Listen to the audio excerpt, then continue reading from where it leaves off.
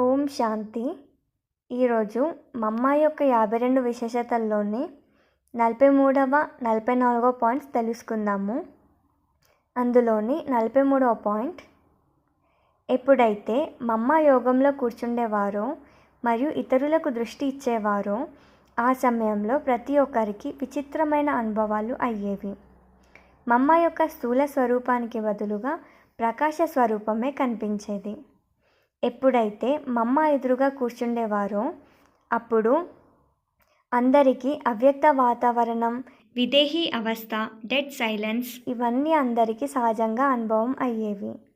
మమ్మ కుమారి అని బ్రహ్మవత్సలందరికీ తెలిసినప్పటికీ మమ్మని ఎవరు చూసినా అమ్మ, దేవి, ఫరిష్తా యొక్క దర్శనం అయ్యేది. అసలు దేహభ్రాంతి ఉండేది కాదు. ఏ విధంగా అయితే ఒక చిన్న బాబు తన తల్లి ఒడిలోకి ఎంత సహజంగా వెళ్ళిపోతాడో అంతే సహజంగా ప్రతి ఒక్క బ్రహ్మవత్స మాతేశ్వరి గారి ఒడిలోకి వెళ్ళేవారు. 44వ పాయింట్, మమ్మ యొక్క స్వపురుషార్థం చాలా ఉండేది.